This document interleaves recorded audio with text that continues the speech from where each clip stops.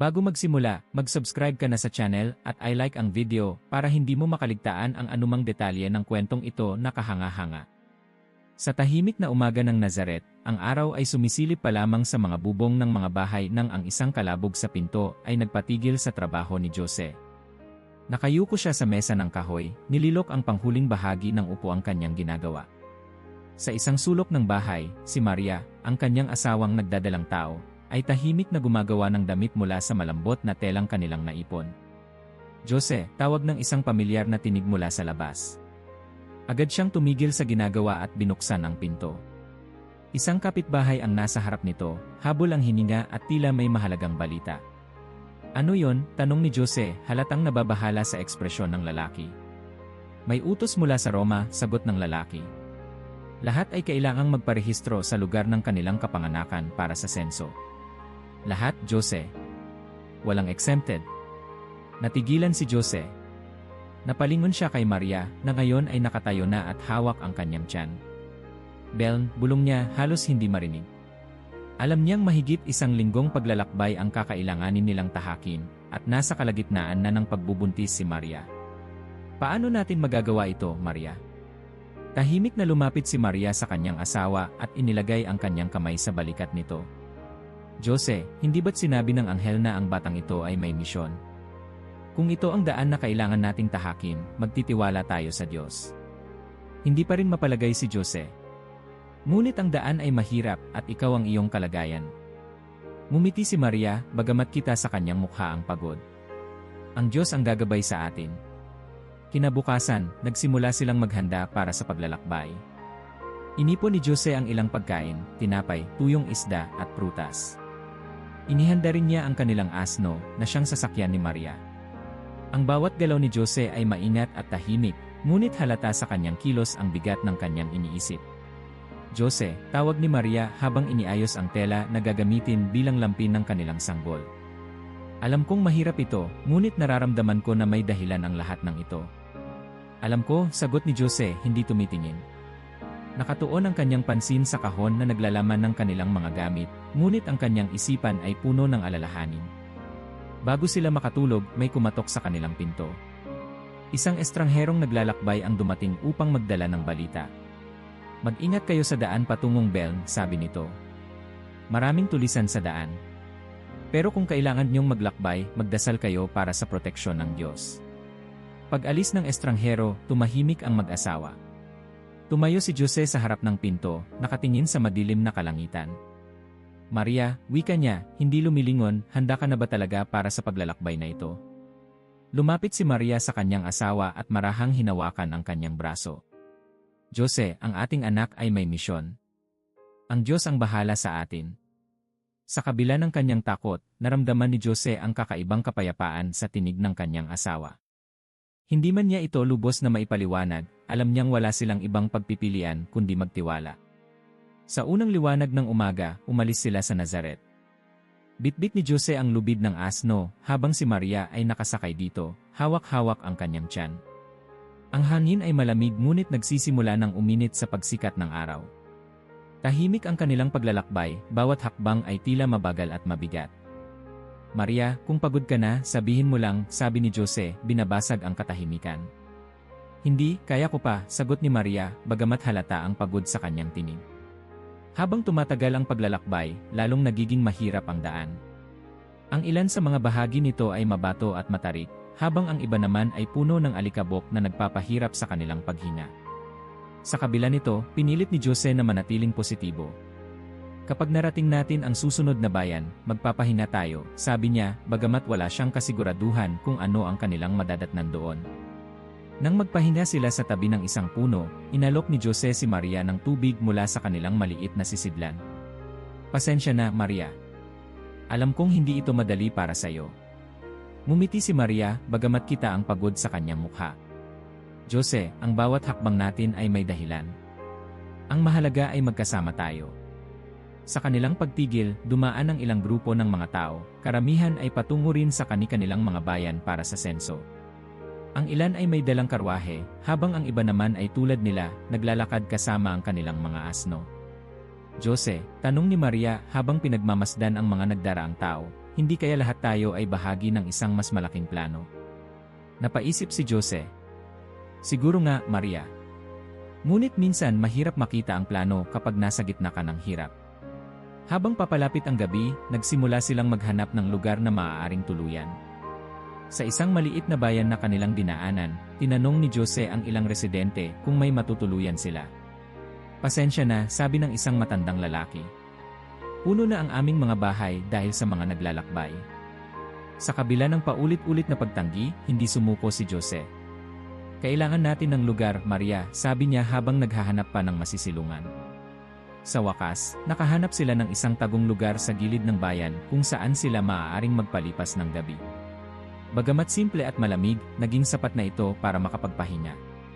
Habang natutulog si Maria, tahimik na nagdasal si Jose. Panginoon, tulungan mo kami, bulong niya. Bigyan mo ako ng lakas upang alagaan si Maria at ang aming magiging anak.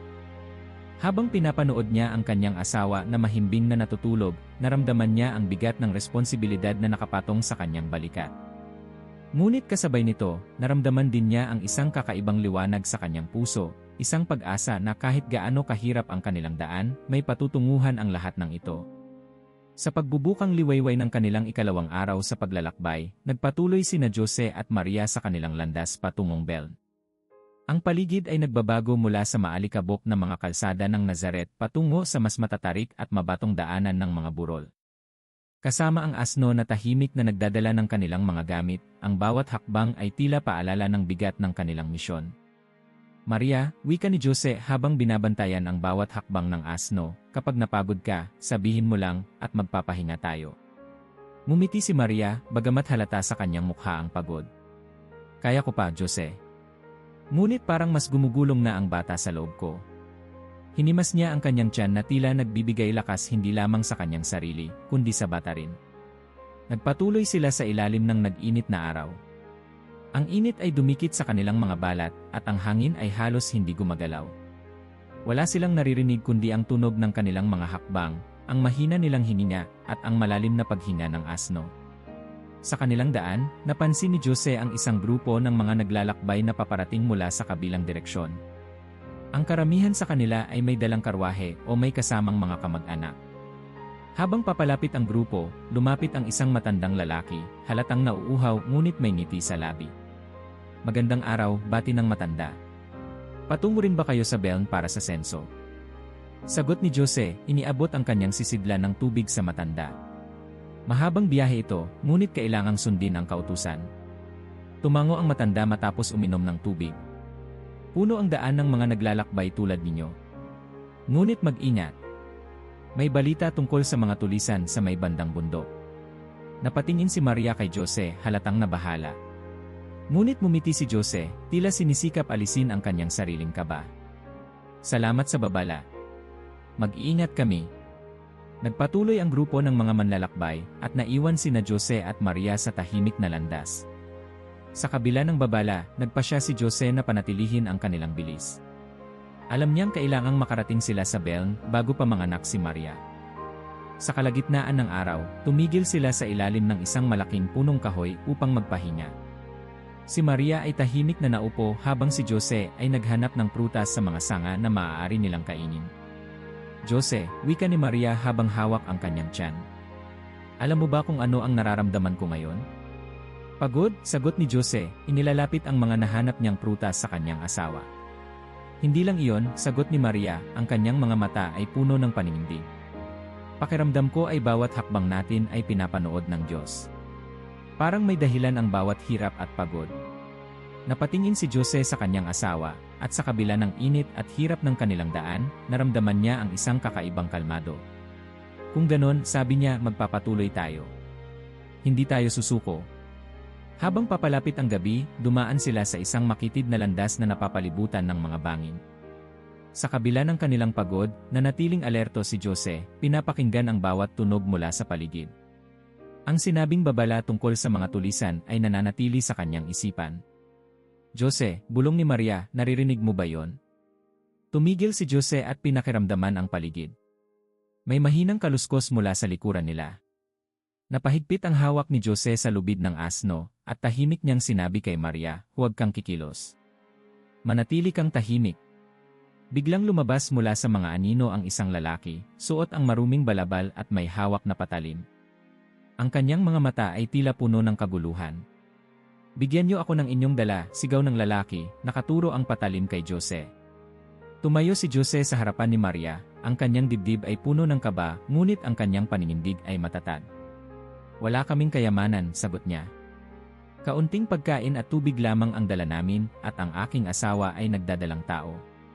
Tila natigilan ang lalaki sa sinabi ni Jose. Ang kanyang mga mata ay sumilip kay Maria na nakaupo sa asno, hawak ang kanyang tiyan. Ang ekspresyon nito ay bahagyang nagbago, ngunit hindi siya umalis. Pera, sabi ng lalaki, kung wala kayong ginto, bigyan niyo ako ng pagkain. Agad na kinuha ni Jose ang kaunting prutas mula sa kanilang bag at iniabot ito sa lalaki. Ito lang ang kaya naming ibigay. Kung gusto mo pa, wala na kaming makakain mamaya. Kinuha ng lalaki ang pagkain at tahimik na tumalikod, naglaho sa anino ng mga puno. Nang sa wakas ay nakalayo na ito, huminga ng malalim si Jose at tumingin kay Maria. Pasensya ka na, Maria, sabi niya. Hindi ko inaasahang haharap tayo sa ganito. Ngumiti si Maria, bagamat halata ang takot sa kanyang mga mata. Jose, ginawa mo ang tama. At higit sa lahat, ligtas tayo. Kinagabihan, natagpuan nila ang isang maliit na kuweba kung saan sila maaaring magpalipas ng gabi. Si Jose ay naglagay ng kaunting dayami para gawing higaan, at tahimik na nagdasal habang ang kanyang asawa ay nagpapahinga. Panginoon, bulong ni Jose, bigyan mo kami ng lakas upang matapos ang aming paglalakbay. Alagaan mo si Maria at ang bata sa kanyang sinapupunan. Habang nakatulog si Maria, hindi napigilan ni Jose na mag-isip ng mga plano para sa mga susunod na araw. Alam niyang mahaba pa ang daan patungong Beln at ang panganib ay maaaring mas lumala. Ngunit sa kabila ng kanyang mga alalahanin, naramdaman niya ang kapayapaan. Sa susunod na umaga, nagising sila sa malamig na simoy ng hangin. Habang inilalagay ni Jose ang kanilang mga gamit sa asno, lumapit si Maria sa kanya at nagsabi, Jose, salamat sa lakas mo. Hindi ko magagawa ito kung wala ka. Tumango si Jose, ngunit sa loob niya, nararamdaman niyang ang lakas niya ay nagmumula rin sa kanyang asawa. Tayo'y magpatuloy. Malapit na tayo. Sa kanilang paglalakbay, nakita nila ang tanawin na unti-unting nagbabago. Ang malawak na burol ng Nazaret ay napalitan ng mas mabatong tanawin, at sa malayo ay makikita ang mga nayon na tila kumikinang sa ilalim ng araw. Sa kabila ng hirap, nararamdaman nilang papalapit na sila sa kanilang patutunguhan. Ngunit habang patuloy ang kanilang paglalakbay, nararamdaman ni Maria na ang kanyang katawan ay nagiging mas mabigat. Napansin ito ni Jose at agad na huminto. Maria, wika niya, kailangan nating magpahinga. Umiling si Maria, ngunit halata ang hirap sa kanyang mukha. Hindi, kaya ko pa. Kailangan nating makarating sa Beln. Ngunit tumanggi si Jose. Hindi. Ang kalusugan mo at ng bata ang mas mahalaga. Magpapahinga tayo kahit sandali. Sa ilalim ng lilim ng isang malaking puno, muling nagdasal ang mag-asawa. Bagamat mahirap ang kanilang paglalakbay, naramdaman nilang hindi sila nag-iisa. Sa bawat hakbang, sa bawat pagod, at sa bawat takot, alam nilang may gumagabay sa kanila. Ang araw ay pababa na sa abot tanaw ng sa wakas ay tanaw na nina Jose at Maria ang mga unang ilaw ng Beln. Sa likod ng pagod na mga hakbang, naramdaman nila ang kaunting sigla na parang ang pananaw ng kanilang destinasyon ay sapat na upang magbigay ng lakas sa kanilang namamanhid na mga paa. Si Maria, hawak-hawak ang kanyang tiyan, ay huminga ng malalim, tila iniisip ang natitirang bahagi ng kanilang paglalakbay. Malapit na tayo, wika ni Jose, ang tinig ay puno ng pag-asa. Konting tiis na lang, Maria. Ngunit sa kabila ng kanilang kagalakan, may isang bagay na agad nilang napansin habang papalapit sila. Ang kalsada patungo sa Beln ay masikip sa mga tao. Ang bawat sulok ay puno ng mga naglalakbay na may dalang karwahe, hayop at gamit. Ang buong bayan ay nag-umapaw sa ingay ng mga taong naghahanap ng tuluyan. Jose, bulong ni Maria habang hawak ang braso ng kanyang asawa, napakaraming tao. Paano tayo makakahanap ng lugar dito? Tahimik na tumingin si Jose sa paligid, pinag-aralan ang sitwasyon. Hindi ito ang kanyang inaasahan. Ang buong bayan ay parang naging isang abalang pamilihan, puno ng kaguluhan at kalituhan. Hindi tayo susuko, sagot niya, bagamat halata rin ang pag-aalala sa kanyang tinig. Hahanapin natin ang kahit anong lugar na maaaring masilungan. Habang naglalakad sila sa gitna ng makitid na kalsada, si Jose ay kumatok sa bawat pintuan ng mga bahay at tuluyan na kanilang nadaraanan. Sa bawat sagot, iisa lamang ang naririnig nila. Pasensya na, puno na kami. Wala nang bakante rito. Subukan niyo sa ibang bahagi ng bayan. Habang paulit-ulit silang tinatanggihan, naramdaman ni Jose ang bigat ng sitwasyon. Hindi lamang ang kanyang pagod ang naramdaman niya, kundi pati na rin ang takot para kay Maria. Sa kanilang paghahanap, biglang tumigil si Maria, hawak ang kanyang tiyan. Jose, wika niya, halos pabulong. Ramdam ko na ang bata. Parang hindi na magtatagal. Nagmadali si Jose pabalik sa kanya, hawak ang kanyang mga kamay upang suportahan ang kanyang asawa. Sandali lang, Maria. Hahanapin ko ang isang lugar. Kahit saan. Nagsimula siyang kumatok muli, mas mabilis at mas desperado. Ang tunog ng kanyang pagkatok ay naging mas malakas, halos umaalingaw-ngaw sa mga tahimik na bahagi ng bayan. Pakiusap, sigaw niya sa isang pintuan. Ang aking asawa ay malapit ng manganak. Kailangan namin ng lugar. Ngunit wala ni isang pintuan ang nagbukas para sa kanila. Sa bawat sagot ng pagtanggi, naramdaman ni Jose ang lalong bumibigat na alalahanin. Sa kanyang isipan, paulit-ulit niyang tanong, bakit kailangan mangyari ito ngayon? Habang naghahanap sila ng masisilungan, isang matandang babae ang lumapit sa kanila. Ang kanyang mukha ay may bakas ng habag, at sa kanyang mga mata ay tila nakita ang bigat ng kanilang pinagdadaanan.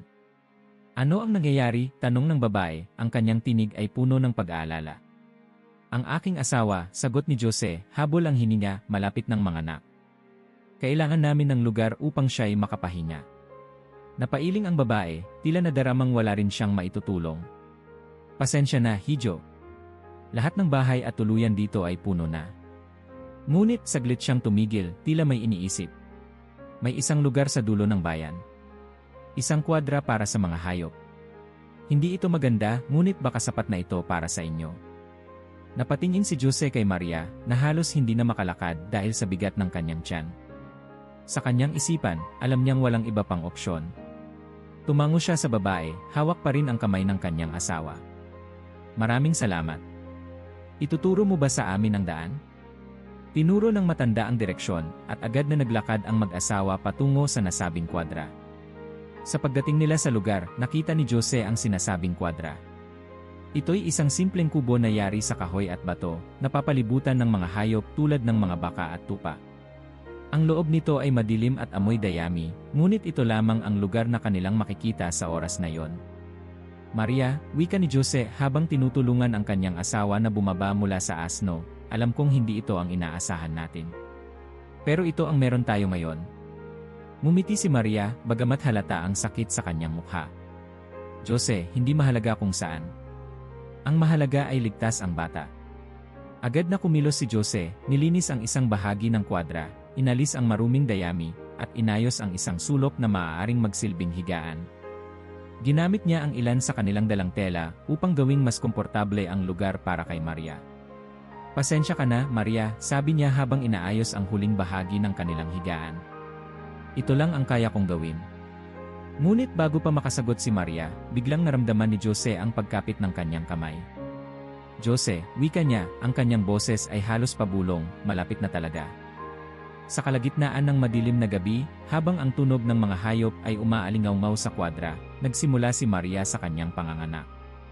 Si Jose, bagamat walang karanasan sa ganitong sitwasyon, ay ginawa ang lahat ng kanyang makakaya upang suportahan ang kanyang asawa. Malapit na, Maria, wika niya habang hawak ang kanyang kamay. Kaya mo ito. Habang ang bawat sandali ay tila napakabagal, naramdaman ni Jose ang bigat ng responsibilidad na nakaatang sa kanyang balikat. Ang kanyang mga kamay ay nanginginig habang inaayos ang lampin at ang sabsaban na magsisilbing higaan ng bata. Pagkaraan ng ilang oras ng hirap, ang kwadra ay napuno ng tunog ng isang umiiyak na sanggol. Ang kanyang pag-iyak ay tila musika sa pandinig ni Jose, na agad na kinuha ang bata at maingat na binalot ito sa lampin. Maria, wika niya, ang kanyang boses ay puno ng emosyon, nandito na siya. Ligtas na siya. Ngumiti si Maria habang inabot ang bata mula sa kanyang asawa. Sa kabila ng pagod, ang kanyang mga mata ay punong-puno ng pagmamahal habang tinitingnan ang kanyang anak. Salamat Jose, wika niya. Salamat sa lahat. Habang pinagmamasdan ni Jose ang kanyang mag-ina, naramdaman niya ang kakaibang kapayapaan na bumalot sa kanyang puso. Sa gitna ng kanilang hirap at pagod, sa isang lugar na halos hindi karapat-dapat, naramdaman niyang ang gabing iyon ay banal. Habang natutulog si Maria kasama ang bata, lumabas si Jose sa kwadra upang makalanghap ng sariwang hangin. Ang malamig na hangin ng gabi ay tila nagpapakalma sa kanyang isip. Tumingala siya sa langit, kung saan makikita ang mga bituin na kumikislap sa dilim. Panginoon, bulong niya, salamat sa pagbibigay sa amin ng lakas. Salamat sa gabay mo. Habang nakatayo siya roon, isang kakaibang liwanag ang napansin niya sa kalangitan, na tila ba'y nagbibigay ng pahiwatig na ang gabing iyon ay iba sa lahat. Ang malamig na simoy ng gabi ay bumalot sa maliit na kwadra sa dulo ng bayan. Ang amoy ng dayami at hayop ay umaalingasaw, ngunit tila walang sinuman ang nakapansin dito. Si Maria, nakaupo sa hinandang higaan ng kanyang asawa, ay hawak-hawak ang kanilang bagong silang na anak. Tahimik ang kanyang mga mata habang tinitingnan ang sanggol na mahimbing na natutulog sa kanyang mga bisig. Jose, wika ni Maria, halos pabulong, hindi ko lubos maisip na dito natin isisilang ang ating anak. Maria, sagot ni Jose habang inaayos ang ilang tela sa paligid nila, alam kong hindi ito ang perpekto, ngunit ito ang ibinigay sa atin. At alam ko, ito ang kalooban ng Diyos. Ang tinig niya ay puno ng kasiguruhan, ngunit sa kanyang puso, naramdaman niya ang bigat ng sitwasyon. Ang kanlungan na iyon ay hindi angkop para sa isang bagong silang na sanggol. Ngunit habang pinagmamasdan niya si Maria at ang kanilang anak, naramdaman niyang ang simpleng kwadrang iyon ay naging isang banal na lugar. Sa labas ng kwadra, ang bayan ng Beln ay patuloy na abala. Ang mga naglalakbay ay nagsisiksikan pa rin sa mga lansangan, at ang bawat bahay at tuluyan ay puno ng mga tao. Walang nakakaalam kung ano ang nangyari sa maliit na kubo sa dulo ng bayan, na sa gabing iyon, ang isang espesyal na sanggol ay isinilang. Sa loob, nagpatuloy si Jose sa paggawa ng lahat ng kanyang makakaya upang gawing mas komportable si Maria. Inayos niya ang sabsaban, nilinis ang paligid, at tiniyak na mainit ang higaan ng kanilang anak. Ang kanyang bawat galaw ay maingat, puno ng malasakit. Mahal, wika ni Maria habang pinagmamasdan si Jose, salamat sa lahat ng ginagawa mo para sa amin. Ngumiti si Jose, ngunit halatang pagod na rin. Ang mahalaga ay ligtas kayo. Ang lahat ng ito ay para sa iyo at sa ating anak. Habang tahimik ang gabi, isang tunog mula sa labas ang nagpatigil kay Jose. Isang mahinang kaluskos na tila may mga taong naglalakad papalapit. Lumabas siya upang tingnan kung sino ito, hawak ang isang maliit na sulo upang makita ang paligid. Sa kanyang harapan, isang grupo ng mga pastol ang nakita niya, halatang nagmamadali. Magandang gabi, bati ni Jose, halatang nagtataka sa kanilang presensya. Ano ang maipaglilingkod ko sa inyo? Pasensya na, amigo, sagot ng isa sa mga pastol, ang kanyang boses ay puno ng pananabik. Ngunit kami ay pinapunta dito. Anghel mismo ang nagbalita sa amin, isang sanggol daw ang isinilang dito, ang tagapagligtas. Siya raw ay nakahiga sa isang sabsaban. Nagulat si Jose sa kanilang sinabi. Tila isang kumpirmasyon ito ng lahat ng kanyang mga panalangin at takot. Tumango siya at binuksan ang pinto ng kwadra. Narito siya, wika niya, tinuturo si Maria na yakap ang kanilang anak. Ang mga pastol ay pumasok, isa-isa, ang kanilang mga mata ay puno ng paghanga at pagkamangha. Ang pinakamaliit sa kanila ay lumapit kay Maria, nakaluhod at halos hindi makahinga sa kanyang nakita. Ang anghel ay nagsabi ng totoo, bulong nito. Narito siya. Tahimik na tinanggap ni Maria ang kanilang presensya. Paano ninyo nalaman ang tungkol sa amin? Tanong niya habang pinagmamasdan ang mga pastol. Sa parang, sagot ng isa sa kanila, ang kanyang tinig ay puno ng emosyon, kami nagbabantay ng aming mga tupa nang biglang nagliwanag ang kalangitan.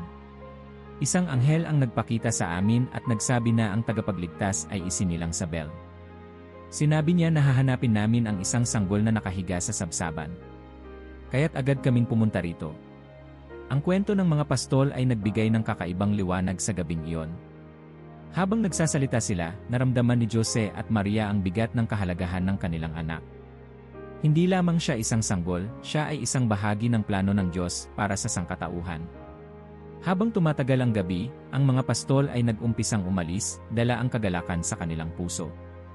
Ikukwento namin ito, sabi ng isa sa kanila bago umalis. Lahat ng tao ay dapat makaalam tungkol sa gabing ito. Pagkalabas ng mga pastol, si Maria ay tumingin kay Jose, ang kanyang mga mata ay puno ng emosyon. Jose, wika niya, lahat ng ito ay parang isang panaginip. Ngunit alam kong totoo ito. Sagot ni Jose habang nililingon ang kanilang anak. At ang sanggol na ito ay may gagampanang napakalaking tungkulin. Makalipas ang ilang oras, muling bumalik ang katahimikan sa kwadra. Sa ilalim ng mahinang liwanag ng sulo, pinagmamasdan ni Jose at Maria ang kanilang anak. Ang kanyang maliliit na kamay ay kumikilos, tila hinahanap ang init ng kanilang pagmamahal. Maria, wika ni Jose, hindi ko man alam ang lahat ng mangyayari, ngunit alam kong nasa tamang landas tayo.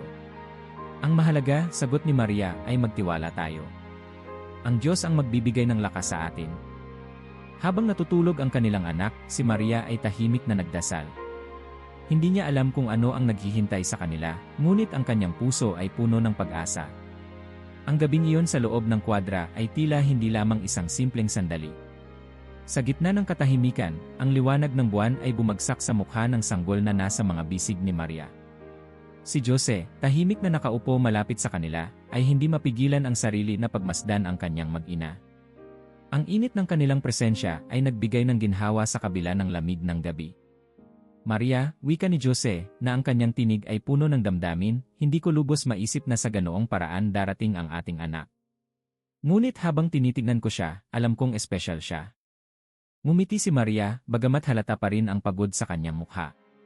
Jose, alam ko rin yon. Sa kabila ng ating hirap, alam kong ang gabing ito ay bahagi ng plano ng Diyos. Habang patuloy ang kanilang pag-uusap, narinig nilang muli ang mga yabag mula sa labas. Nagmadali si Jose na tumayo, hawak ang kanyang sulo, upang tingnan kung sino ang papalapit. Sa kanyang paglabas, nakita niya ang tatlong anino na tahimik na naglalakad patungo sa kanilang kwadra. Sino kayo? Tanong ni Jose, ang kanyang boses ay mahinahon ngunit may halong pag-inat. Isang lalaking nakasuot ng magarang damit ang tumingin sa kanya at ngumiti. Huwag kang matakot. Kami ay mga naglalakbay mula sa malalayong lugar. Sinundan namin ang bituin na nasa itaas upang hanapin ang hari na ipinanganak. Nagulat si Jose sa kanilang sinabi. Hindi niya inaasahan na kahit ang mga taong mula sa ibang bayan ay malalaman ang tungkol sa kanilang anak. Pumasok kayo, wika niya, itinuro ang daan patungo sa kwadra. Ang tatlong lalaki ay maingat na pumasok sa kwadra. Sa kanilang unang tingin sa sanggol na nasa mga bisig ni Maria, agad silang lumuhod sa harap nito, ang kanilang mga mukha ay puno ng paggalang at paghanga. Napakaraming araw na kaming naglakbay, wika ng isa sa kanila, at alam namin na sa wakas, narating na namin ang aming patutunguhan. Si Maria, bagamat nagulat sa kanilang presensya, ay ngumiti. Paano ninyo nalaman na narito kami? Isang bituin ang gumabay sa amin, sagot ng isa sa mga mago, ang kanyang tinig ay puno ng kumpiyansa. At isang mensahe sa aming mga puso ang nagsabing ang hari ng lahat ng hari ay isinilang. Isa-isa nilang inilabas ang kanilang mga dala. Ang unang mago ay lumapit, may hawak na maliit na lalagyan. Dalhin ko sa inyo ang ginto, sabi niya, isang alay na karapat-dapat para sa isang hari. Ang pangalawa ay lumapit din, may hawak na isang sisidlan na puno ng kamangyan. Ito ang simbolo ng iyong pagkadiyos, isang alay sa banal na presensya. Ang pangatlo ay lumapit, may dalang lalagyan ng mira. At ito, para sa sakripisyo na gagawin mo balang araw para sa lahat ng sangkatauhan. Tahimik na tinanggap ni Maria at Jose ang mga alay. Ang kanilang mga puso ay puno ng pasasalamat, ngunit kasabay nito ay naramdaman nila ang bigat ng responsibilidad na kaakibat ng kanilang anak. Salamat, wika ni Maria, halos hindi makapagsalita sa dami ng emosyon na kanyang nararamdaman. Habang nagtatagal ang gabi, nagkwento ang mga mago tungkol sa kanilang paglalakbay. Sinabi nila ang tungkol sa mga mapanganib na bundok na kanilang tinawid, ang init ng araw, at ang mga sandaling halos mawalan sila ng pag-asa. Ngunit sa bawat oras ng paghihirap, ang bituin sa langit ay naging gabay nila, nagbigay ng liwanag sa kanilang landas. Napakahirap ng aming daan, sabi ng isa sa kanila, ngunit bawat hakbang ay sulit sapagkat narito kami ngayon sa harap ng isang dakilang pangako. Habang nakikinig si Jose sa kanilang kwento, naramdaman niyang ang kanilang anak ay hindi lamang para sa kanila. Siya ay para sa lahat, para sa mga simpleng tao tulad ng mga pastol, at para rin sa mga marurunong at mayayaman tulad ng mga mago. Nang sumapit na ang madaling araw, nagpaalam ang mga mago. Kami kailangang bumalik sa aming mga bayan, sabi ng isa sa kanila, ngunit ang gabing ito ay hinding-hindi namin makakalimutan. Tumango si Jose, pinipilit na itago ang emosyon sa kanyang mukha. Maraming salamat sa inyong pagpunta. Ang inyong presensya ay nagbigay ng kahulugan sa gabing ito. Habang umaalis ang mga mago, napansin ni Maria ang liwanag sa kanilang mukha. Jose, wika niya, ang bawat taong dumarating dito ay parang pinadala ng Diyos upang ipaalala sa atin kung gaano kahalaga ang ating anak. Tumango si Jose. Maria. At alam kong marami pa tayong haharapin. Ngunit ang bawat sandali tulad nito ay nagpapatibay ng ating pananampalataya. Habang papalapit ang tanghali, muling bumalik ang katahimikan sa kwadra. Sa gitna ng simpleng paligid, si Maria at Jose ay tahimik na nagpapahinga, habang ang kanilang anak ay natutulog sa sabsaban. Sa kabila ng lahat ng kanilang pinagdaanan, ang paglalakbay, ang hirap ng paghanap ng masisilungan, at ang bigat ng mga bisitang nagbigay ng mahalagang mga regalo, nararamdaman nilang ang bawat sandali ay may kahulugan. Sa loob ng kanyang puso, si Maria ay tahimik na nagdasal, humihingi ng lakas para sa mga darating pang araw. Si Jose naman ay nakatingala sa kalangitan, tila nagpapasalamat sa lahat ng biyayang kanilang natanggap. Sa simpleng kwadrang iyon, ang isang sanggol na puno ng pangako ay natutulog ng mahimbing, habang ang mundo ay tahimik na naghihintay sa araw na ang kanyang liwanag ay magbibigay ng pag-asa sa lahat. Sa tahimik na mga parang sa paligid ng Beln, ang malamig na gabi ay tila walang hanggan. Ang hangin ay banayad, at ang mga bituin sa kalangitan ay tila mas maliwanag kaysa sa dati. Sa gitna ng katahimikan, isang grupo ng mga pastol ang nagbabantay sa kanilang mga tupa. Ang mga ito ay nakatipon sa paligid ng isang maliit na apoy, sinisikap na magpainit habang binabantayan ang kanilang kawan laban sa mga mandaragit. Napakatahimik ngayong gabi, wika ng isang pastol, si Elias, habang hawak ang kanyang tungkod. Parang ang buong mundo ay naghihintay sa kung anong mangyayari. Tumawa ang kanyang kasama, si Simeon, habang nagsusuksok ng kaunting kahoy sa apoy. Huwag kang mag-isip ng kung ano-ano, Elias. Ito'y isa lamang karaniwang gabi. Ngunit bago pa man makasagot si Elias, ang kanilang pag-uusap ay naputol ng isang kakaibang liwanag na bumalot sa buong paligid. Ang kalangitan na dati madilim ay biglang nagliwanag na parang tanghaling tapat. Ang kanilang mga mata ay napuno ng liwanag, at sila'y nagtakip ng mukha sa takot. Ano ito? Tanong ni Simeon, ang kanyang tinig ay nanginginig. Elias, ano ang nangyayari? Bago pa sila makapagtago, isang anghel ang nagpakita sa gitna ng liwanag. Ang kanyang anyo ay hindi maipaliwanag, hindi mapantayan ang kagandahan at kabanalan. Ang kanyang tinig ay malinaw ngunit puno ng kapayapaan. Huwag kayong matakot, wika ng anghel. Ako'y may dalang mabuting balita para sa lahat ng tao. Ngayong gabi, sa lungsod ni David, isinilang ang inyong tagapagligtas, ang Kristo na Panginoon. Hindi makapagsalita ang mga pastol. Ang kanilang mga tuhod ay halos bumigay sa bigat ng kanilang nararamdaman. At ito ang magiging tanda para sa inyo, patuloy ng anghel. Makikita ninyo ang isang sanggol na nakabalot sa lampin at nakahiga sa isang sabsaban. Biglang lumitaw ang napakaraming hukbo ng mga anghel sa kalangitan, na umaawit ng papuri. Kaluwalhatian sa Diyos sa kaitaasan, at sa lupa'y kapayapaan sa mga taong kinalulugdan niya. Ang kanilang awit ay pumuno sa buong paligid, at ang mga pastol ay tila nawala sa kanilang sarili sa kagandahan ng musika. Parang tumigil ang oras habang ang papuri ng mga anghel ay umalingaw-ngaw sa buong kapatagan. Nang sa wakas ay nawala ang liwanag, nanatili ang katahimikan sa mga parang. Si Elias, na ngayon ay nanginginig pa rin, ay tumayo at tumingin sa kanyang mga kasama. Simeon, wika niya, narinig mo rin ba yon? Hindi ito panaginip, hindi ba? Tumango si Simeon, ang kanyang mga mata ay puno ng luha. Narinig ko. Narinig nating lahat. At sinabi nila isang sanggol ang tagapagligtas. Dapat natin siyang makita, sabi ng isa pang pastol, si Benjamin, na halos hindi makapagsalita sa pananabik. Hindi natin maaaring baliwalain ang nakita natin. Nagmadaling iniwan ng mga pastol ang kanilang mga tupa, kinuha ang kanilang mga tungkod, at sinundan ang daan patungong Beln. Sa kanilang puso, naroon ang kaba at pananabik na hindi nila maipaliwanag. Habang naglalakad sa madilim na kalsada, ang bawat hakbang ay tila may kahulugan. Tahimik silang nagdasal, humihingi ng gabay sa Diyos na makita ang kanilang hinahanap. Elias, bulong ni Simeon habang nagmamadali sa daan, sa tingin mo, bakit tayo? Bakit sa atin nila ibinigay ang balitang ito? Tumigil si Elias sa paglalakad, saglit na tumingin sa mga bituin bago sumagot. Hindi ko alam. Ngunit naniniwala akong may dahilan. Siguro dahil sa ating kababaang loob. Siguro dahil nais ng Diyos na ang mga unang makarinig ng balitang ito ay ang mga taong may malinis na puso. Tahimik na tumango si Simeon, ang kanyang isipan ay puno ng tanong, ngunit ang kanyang puso ay puno ng pag-asa.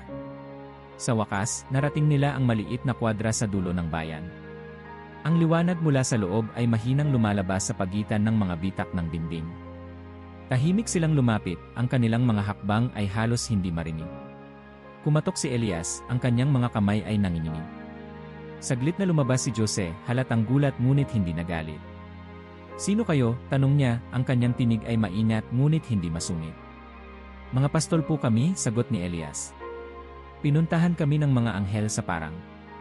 Sinabi nila na narito ang tagapagligtas. Saglit na tumahimik si Jose, tila iniisip ang narinig. Pagkatapos, umiti siya at binuksan ang pinto ng mas malaki. Narito siya, sabi niya, itinuro ang loob ng kwadra. Pumasok ang mga pastol at ang kanilang mga mata ay agad na napunta sa sabsaban. Naroon ang sanggol, mahimbing na natutulog, nakabalot sa lampin. Si Maria ay nakaupo sa tabi nito, tahimik na nakatingin sa kanilang mga bisita. Lumuhod ang mga pastol, ang kanilang mga mukha ay puno ng pagkamangha. Walang nagsalita, sapagkat walang salitang makakapaglarawan sa kanilang nararamdaman. Sa kanilang mga puso, alam nilang nasa harapan nila ang katuparan ng lahat ng propesya. Si Simeon, na hindi mapigilang mapaluha, ay tahimik na nagdasal. Panginoon, wika niya, salamat sa pagbibigay sa amin ng pagkakataong makita ang iyong anak. Hindi namin ito makakalimutan habang kami nabubuhay. Habang nagtatagal ang gabi, nagkwento ang mga pastol kay Maria at Jose tungkol sa kanilang nakita. Sinabi nila ang tungkol sa liwanag, sa anghel, at sa awit ng papuri.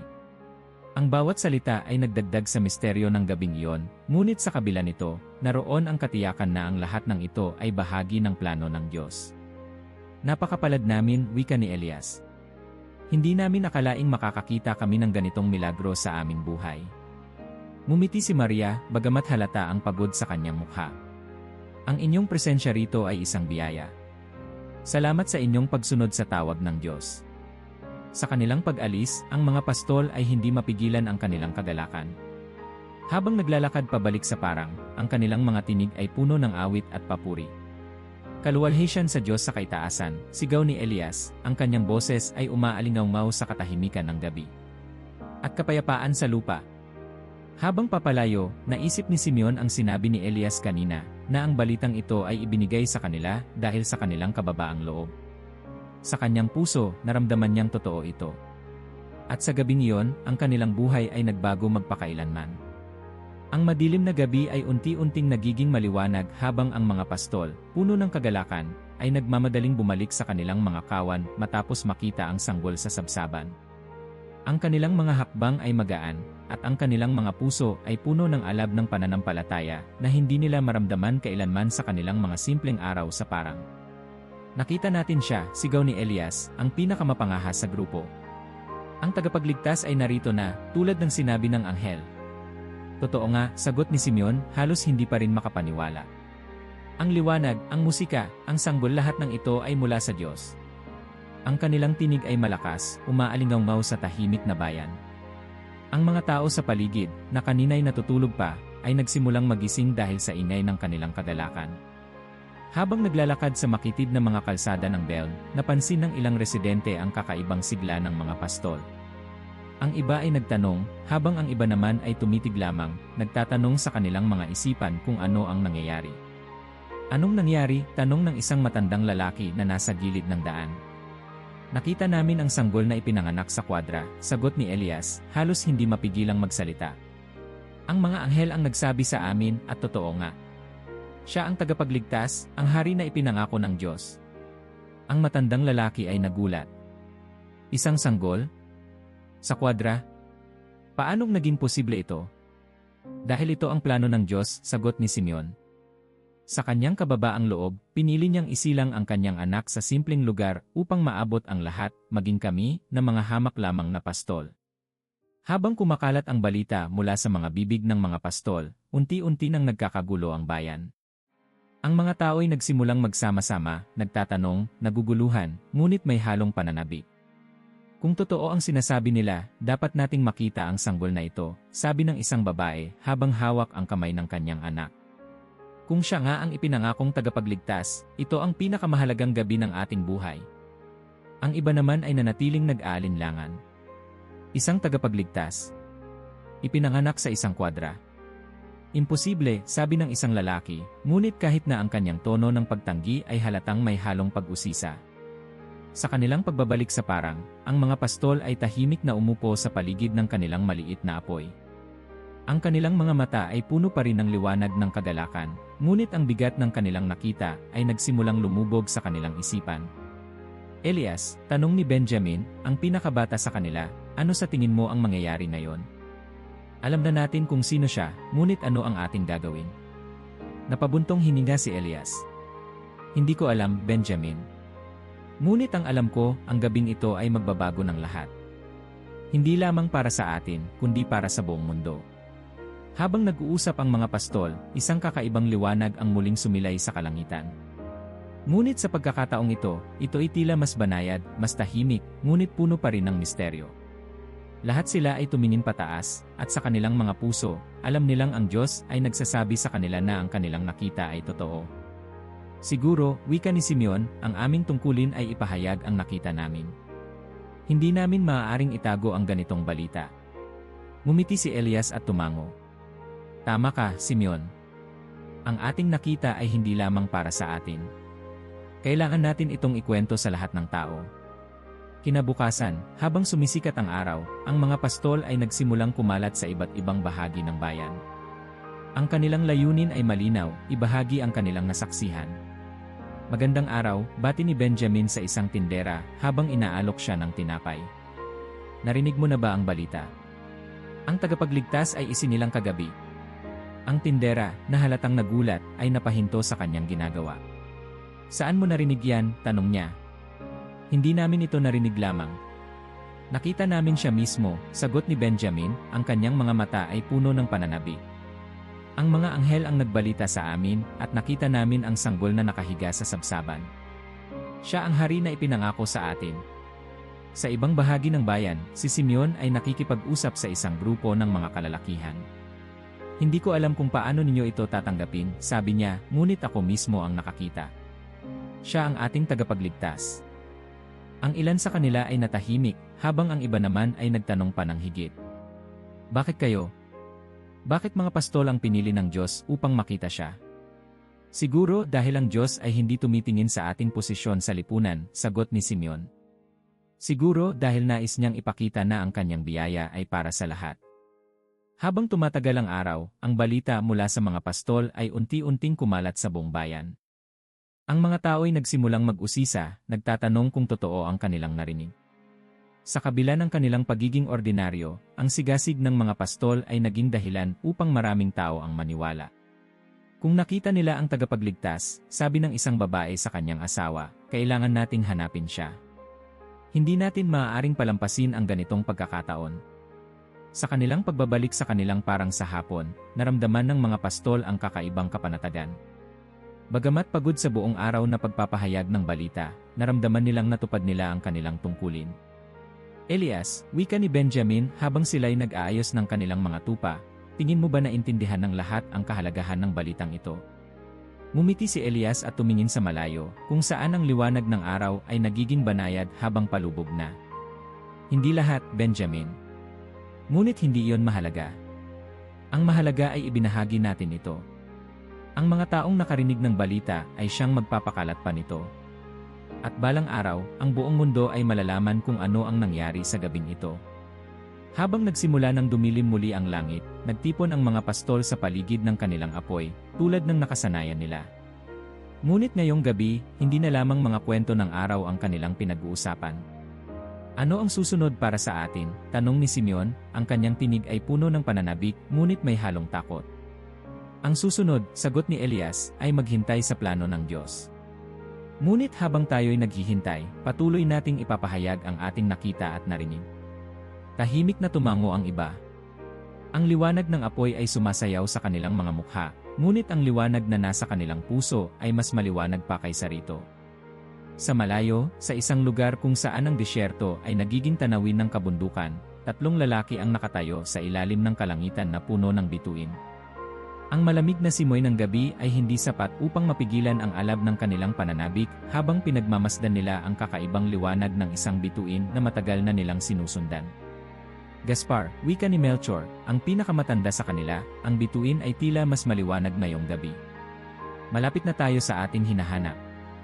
Ang tanda na ito ay higit pa sa ating inaasahan, sagot ni Gaspar, nakatingala pa rin. Ang hari na ipinangako sa mga propesya. Siya nawa ang ating matatagpuan. Ang ikatlo sa kanila, si Baltazar, ay tahimik na nakamasid ngunit halata ang pananabik sa kanyang mukha. Tayo'y magpatuloy, Anya. Ang ating layunin ay hindi lamang upang makita siya, kundi upang sambahin siya. Ang tatlong mago ay naglakbay ng walang tigil sa gitna ng malamig na gabi. Ang kanilang karwahe ay puno ng mahahalagang regalo, ginto, kamangyan, at mira, mga alay na inihanda nila mula pa sa kanilang pinagmulan. Sa bawat hakbang ng kanilang mga kamelyo, ang kanilang puso ay puno ng pananabik, ngunit may halong takot din sa kanilang isipan.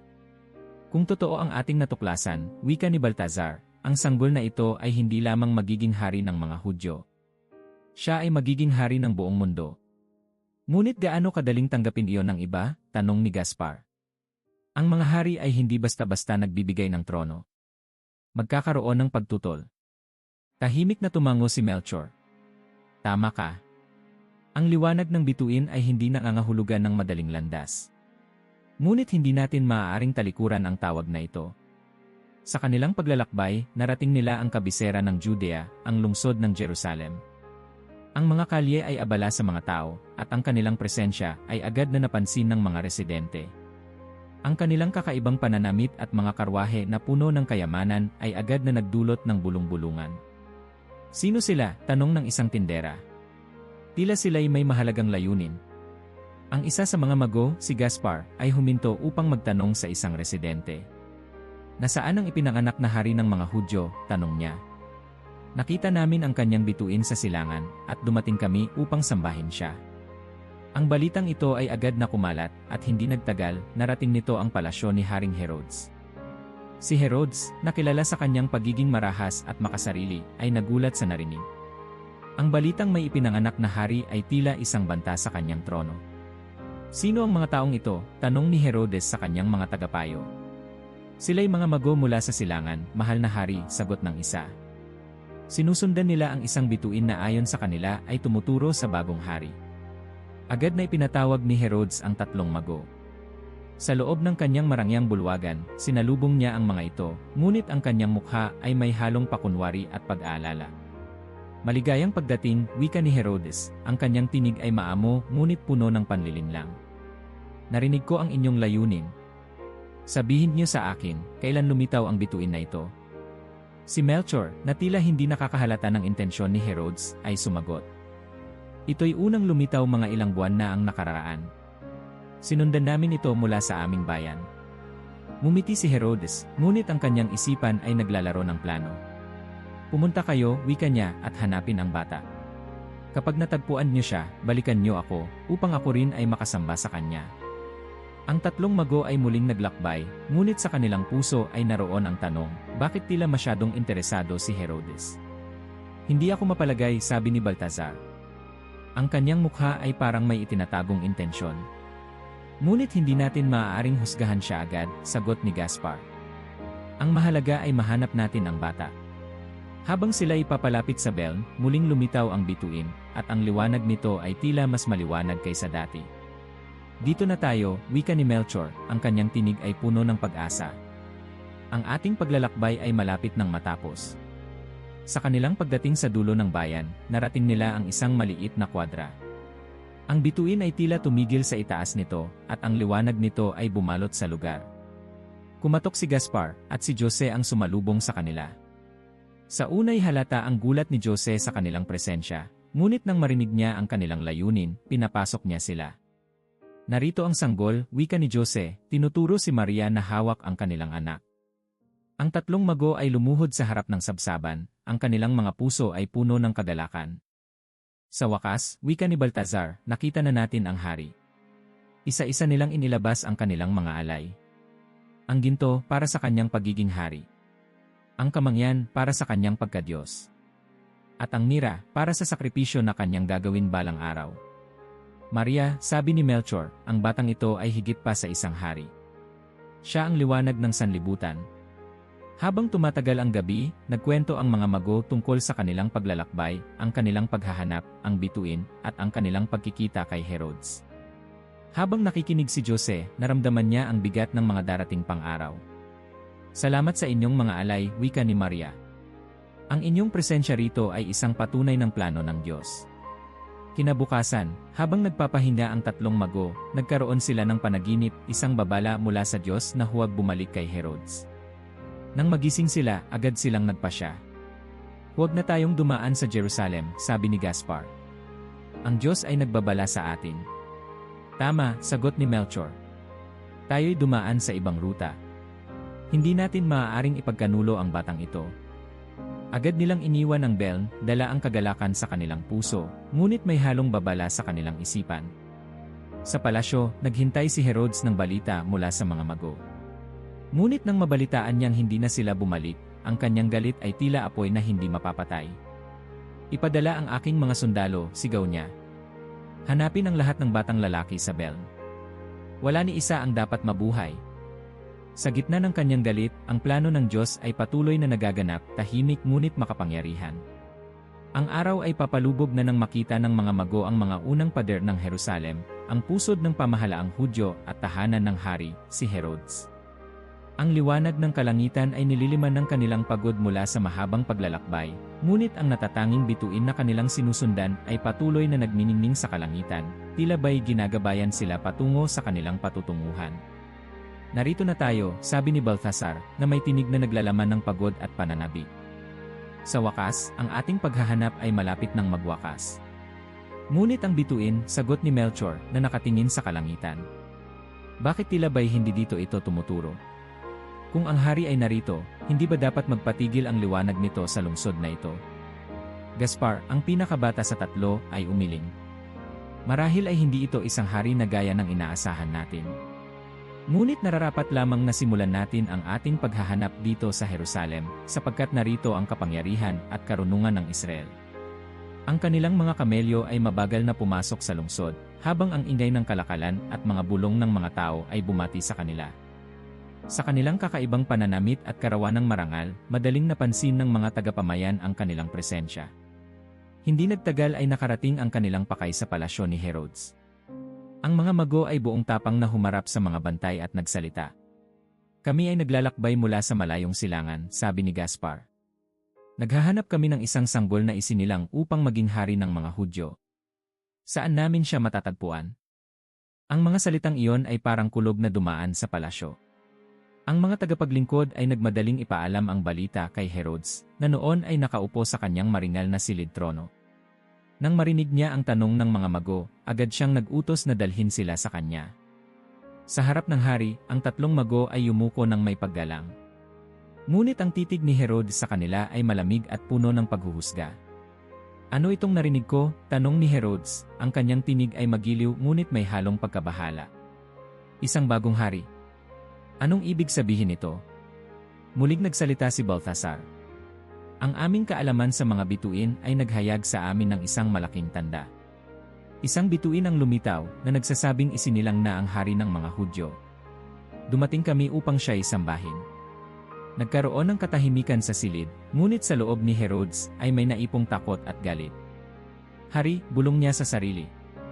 Sino ang mag-aangkin ng aking trono? Ngunit hindi niya ipinakita ang kanyang tunay na damdamin. Sa halip, ngumiti siya ng malamlam. Napakaganda ng inyong layunin, wika niya. Ngunit ang inyong pagdating ay isang misteryo sa amin. Wala kaming balita ukol sa inyong sinasabi. Gayunpaman, ako ay magpapatawag ng mga tagapayo at mga pari upang siyasatin ang mga kasulatan. Sa gabing iyon, nagtipon si Herodes ng mga eskriba at mga punong pari sa kanyang palasyo. Saan dapat ipanganak ang Mesyas ayon sa propesya? Tanong niya. Isa sa mga eskriba ang tumugon, hawak ang isang pergamino. Ayon sa aklat ng Propeta Mikas, sa Bethlehem sa lupain ng Juda, mula sa iyo ay lalabas ang isang tagapamahala na magpapastol sa aking bayan ng Israel. Nang marinig ito ni Herodes, isang panibagong plano ang nabuo sa kanyang isipan. Muli niyang ipinasok ang mga mago sa kanyang silid at nagsalita ng magiliw, ngunit puno ng pagkukunwari. Natuklasan namin na ang sanggol na inyong hinahanap ay dapat na nasa Bethlehem. Lumakad kayo at hanapin siya. Kapag siya'y inyong natagpuan, ipagbigay alam niyo sa akin, upang ako'y makasamba rin sa kanya. Sa kanilang paglabas mula sa palasyo, malamig ang gabi ngunit ang mga mago ay tila napuspos ng bagong sigla. Narinig mo ba ang kanyang sinabi? Tanong ni Melchor. May kakaiba sa mga mata ng hari. Hindi ko lubos maipaliwanag, ngunit parang may ibang motibo siya. Sagot ni Gaspar. Ngunit hindi natin maaaring baliwalain ang kanyang impormasyon. Ang Bethlehem ang susunod nating patutunguhan. Ang bituin ay muling gumagalaw, tila sinasabi nito na tayo ay nasa tamang landas. Habang sila'y naglalakbay patungo sa Bethlehem, ang bituin ay mas maliwanag kaysa dati, parang isang gabay na apoy sa kanilang harapan. Ang kanilang puso ay puno ng pananabik, ngunit sa likod ng kanilang isipan ay nanatili ang anino ni Herodes. Sa isang tahimik na gabi habang nagpapahinga, nagkaroon si Gaspar ng isang panaginip. Sa kanyang panaginip, isang boses ang nagbabala, mag-ingat kayo kay Herodes. Ang kanyang puso ay puno ng kasamaan, at hindi niya nais sambahin ang hari kundi alisin siya.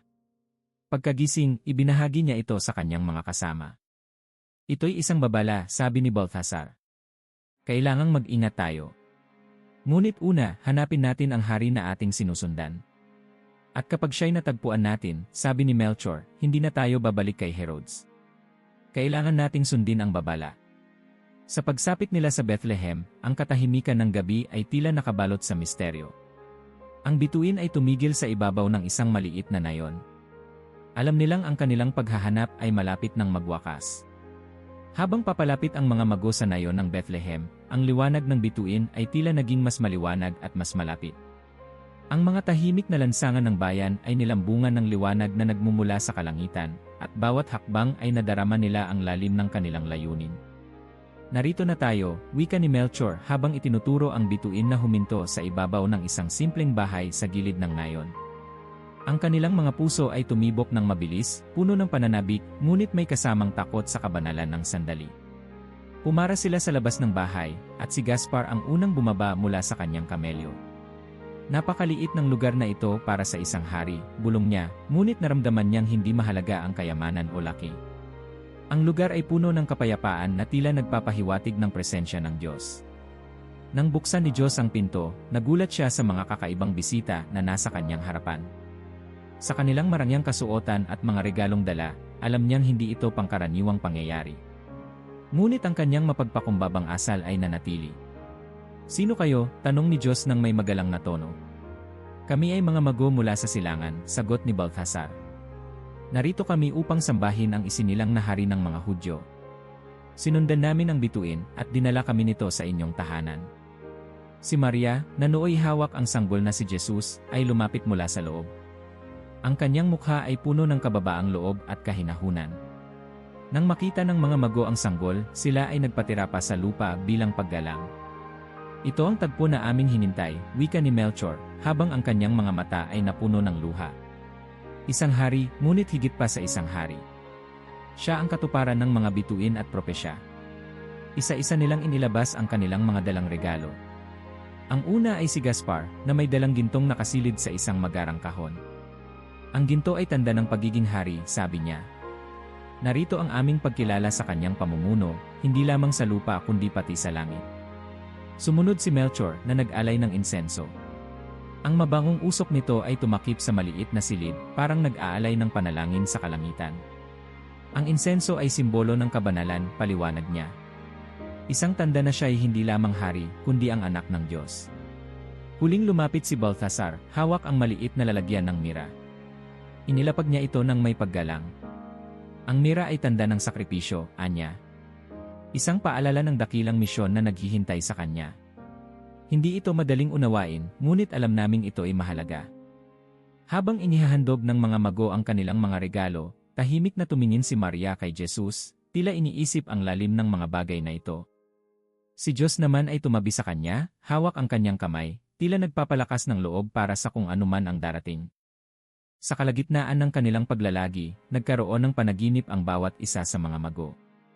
Sa panaginip, nagpakita ang isang anghel na may malinaw na babala. Huwag kayong babalik kay Herodes. May masama siyang balak laban sa batang ito. Maghanap kayo ng ibang daan pauwi. Kinabukasan, agad silang nag-usap sa labas ng bahay. Narinig mo ba ang sinabi ng anghel? Tanong ni Gaspar. Sagot ni Melchor. Kailangan nating umalis, ngunit hindi tayo maaaring dumaan sa parehong landas. Dapat tayong mag-ingat. Ngunit ang mas mahalaga, wika ni Balthasar, ay ang bata at ang kanyang pamilya. Tila higit na malaki ang panganib kaysa sa ating naisip. Bago sila umalis, muling lumapit ang mga mago kay Diyos at Maria. Ingatan niyo ang bata, sabi ni Melchor. Ang kanyang buhay ay banal at mahalaga. Hindi namin lubos may paliwanag ang kanyang magiging papel, ngunit ito'y dakila. Nagpaalam sila ng may bigat sa kanilang mga puso, ngunit puno ng pasasalamat sa kanilang nakita at naramdaman. Sa kanilang pag-alis, sinadya nilang umiwas sa Jerusalem, piniling dumaan sa mas mahabang ruta pabalik sa kanilang bansa. Sa bawat hakbang, dala nila ang alaala ng batang si Jesus at ang mensahe ng pag-asa na ipinangako ng kanyang pagdating. Sa tahanan ng banal na pamilya, si Maria at Diyos ay nanatiling tahimik, pinagninilayan ang mga bihirang bisita at ang kanilang mga handog. Ang kanilang pananampalataya ay lalong tumatag, kahit hindi nila lubos maunawaan ang lahat ng mangyayari.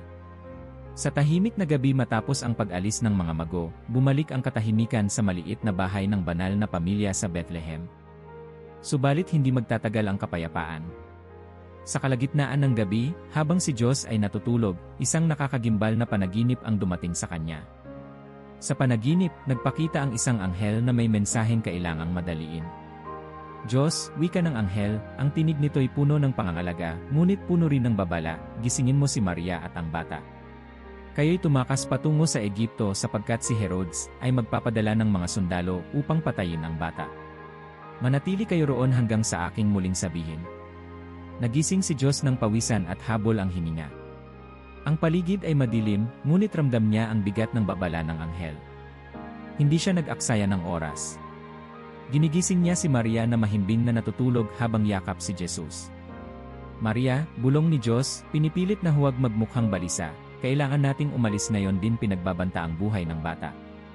Si Maria ay nagising na may halong gulat at kaba, ngunit sa kabila ng takot, hindi siya nagtanong. Alam niyang si Diyos ay hindi basta gagawa ng ganitong desisyon kung hindi mahalaga.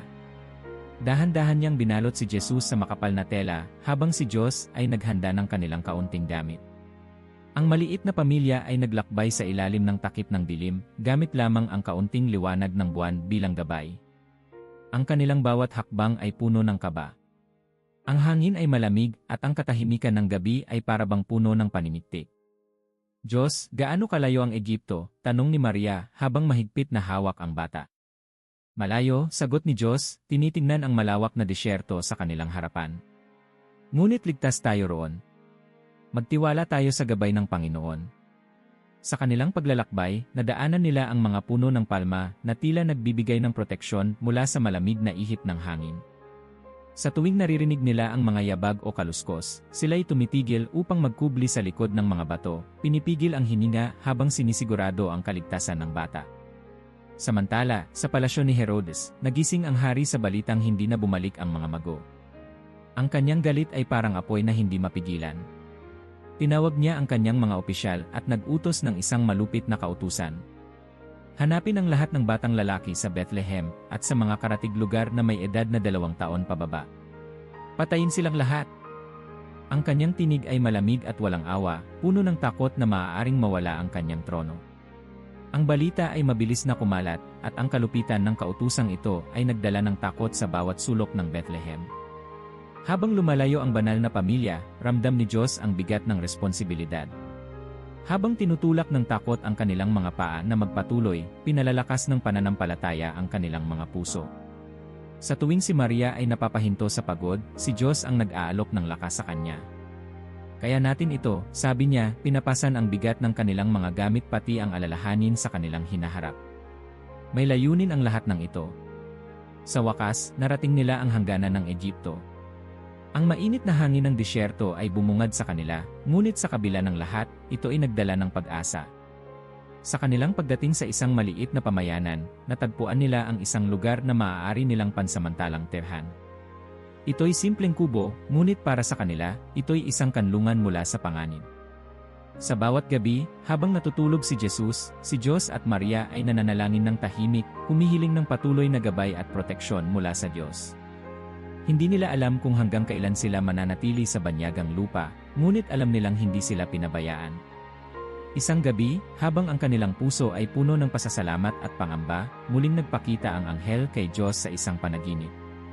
Diyos, wika ng anghel, manatili kayo rito hanggang sa aking sabihin. Ang inyong pagtakas ay hindi walang kabuluhan, sapagkat ang plano ng Diyos ay nagaganap sa pamamagitan niyo. Sa bawat araw na lumilipas, natutunan ng banal na pamilya na magtiwala sa mga bagay na hindi nila nakikita. Ang kanilang pananampalataya ang naging sandigan sa bawat hamon na kanilang hinarap. Samantala, sa Bethlehem, ang kalupitan ni Herodes ay nag-iwan ng marka ng dalamhati sa bawat tahanan. Ang mga ina ay umiiyak, at ang mga lansangan ay napuno ng pagdadalamhati. Ngunit sa kabila ng lahat ng ito, ang pag-asa na dala ng sanggol na si Jesus ay hindi nawala. Ang mga bulong tungkol sa kanyang kaligtasan ay nagsimulang kumalat, at marami ang nanalig na may darating na pagbabago. Sa gitna ng malamig na gabi sa Ehipto, habang si Diyos ay natutulog sa tabi ni Maria at ng batang si Jesus, muling nagpakita ang anghel sa kanya sa isang panaginip. Ang liwanag ng anghel ay tila nagpalaya sa kanilang puso mula sa lahat ng takot na kanilang naramdaman sa mga nakaraang buwan. Diyos, wika ng anghel, ang tinig nito ay malambing ngunit puno ng otoridad, si Herodes ay patay na. Bumalik na kayo sa lupain ng Israel, sapagkat ligtas na ang bata. Ngunit mag-ingat, hindi kayo maaaring magtungo sa Judea sapagkat si Arkelao, anak ni Herodes, ang namumuno roon. Nagising si Diyos na may panibagong sigla. Agad niyang gisingin si Maria, na nooy tahimik na pinagmamasdan ang natutulog nilang anak. Maria, dumating muli ang anghel, sabi ni Diyos, ang kanyang mga mata ay nagliliwanag sa pag-asa. Kailangan nating bumalik sa Israel. Ngunit sinabi niyang umiwas tayo sa Judea. Pupunta tayo sa Galilea. Si Maria ay tumango, hindi na nagtatanong. Alam niyang bawat hakbang ng kanilang paglalakbay ay ginagabayan ng Diyos. Ang daan pabalik sa Israel ay hindi naging madali. Ang init ng araw sa disyerto ay nagbigay ng labis na hirap sa kanilang paglalakbay, ngunit ang kanilang pananampalataya ang naging lakas nila. Sa bawat gabi, habang nagpapahinga sila sa lilim ng mga puno o sa tabi ng ilog, si Diyos ay nananalangin para sa kaligtasan ng kanyang pamilya. Malapit na tayo, sabi ni Diyos kay Maria isang gabi habang pinupunasan ang pawis sa kanyang noo. Ang Galilea ay isang tahimik na lugar. Doon natin palalakihin si Jesus. Sa kanilang pagdating sa Israel, lumampas sila sa Judea upang umiwas sa kapangyarihan ni Arkelao. Pumunta sila sa maliit na bayan ng Nazaret sa Galilea, isang lugar na tahimik at malayo sa mga mata ng mga makapangyarihan. Sa Nazareth, nagsimula ang bagong buhay ng banal na pamilya. Si Diyos ay muling nagpatuloy sa kanyang gawain bilang karpintero, nagtatrabaho ng masikap upang mabigyan ng maayos na buhay ang kanyang pamilya. Si Maria, sa kabila ng pagiging abala sa pag-aalaga kay Jesus, ay madalas magnilay sa mga kakaibang pangyayaring bumalot sa kanilang buhay. Isang araw, habang naglalaro si Jesus sa tabi ng kanilang bahay, tahimik siyang pinagmasdan ni Maria. Nakita niya ang kagalakan sa mga mata ng kanyang anak, ngunit sa kanyang puso ay may nararamdamang bigat. Diyos, wika ni Maria habang nag-aayos ng kanilang hapagkainan, hindi ko maalis sa isip ko ang lahat ng nangyari. Mula sa mga anghel, sa mga mago, hanggang sa babala ng anghel na umalis tayo sa Ehipto. Ano kaya ang magiging buhay ng ating anak? Si Diyos ay tumingin sa kanya ng may malalim na pag-unawa. Maria, hindi natin kailangang maunawaan ang lahat. Ang alam ko lamang ay pinili tayo ng Diyos upang alagaan si Jesus. Ang kanyang misyon ay higit pa sa atin. Magtiwala tayo sa plano ng Panginoon. Habang lumilipas ang mga taon, si Jesus ay lumaking malusog at matalino. Madalas siyang makita sa sinagoga, nakikinig sa mga guro ng batas. Sa kabila ng kanyang murang edad, marami ang humahanga sa kanyang katalinuhan at kababaang loob. Sa bayan ng Nazareth, ang kanilang buhay ay naging tahimik, ngunit ang kagalakan na hatid ni Jesus sa kanilang pamilya ay walang kapantay. Sa tuwing maglalaro siya sa mga burol ng Galilea, tila pinupuno niya ng liwanag ang bawat sulok ng paligid. Isang araw, habang si Diyos ay nagtatrabaho sa kanyang pagawaan, nilapitan siya ni Jesus. Ama, wika ni Jesus, paano ko po malalaman ang plano ng Diyos para sa akin? Tumigil si Diyos sa kanyang ginagawa at yumuko upang magkatapat ang kanilang mga mata. Anak, ang Diyos ay nagsasalita sa ating puso. Kapag dumating ang panahon, malalaman mo. Magtiwala ka lamang sa Kanya. Habang ang kanilang pamilya ay namuhay ng simple sa Nazareth, si Maria at Diyos ay nanatiling handa sa anumang ipapahayag ng Diyos. Alam nilang ang hinaharap ni Jesus ay hindi magiging pangkaraniwan, ngunit nanatili silang tapat sa kanilang tungkulin bilang mga magulang. Sa huling gabi ng kabanatang ito, habang tahimik na nananalangin si Maria, muling binalikan ng kanyang isipan ang mga salitang sinabi sa kanya ng anghel noong unang beses siyang binisita. Ang batang ito ay magiging dakila at siya'y tatawaging anak ng kataas-taasan. Habang pinagmamasdan niya si Jesus na natutulog, napuno ng kapayapaan ang kanyang puso. Ang kanilang paglalakbay ay hindi nagwakas, ngunit ang bagong kabanata ng kanilang buhay ay nagsimula na. Kung nakarating ka hanggang dito, i-comment ang salitang inspirasyon para malaman namin na sinamahan mo kami hanggang sa dulo ng video. Tignan natin kung sino ang tunay na kasama hanggang sa huling segundo.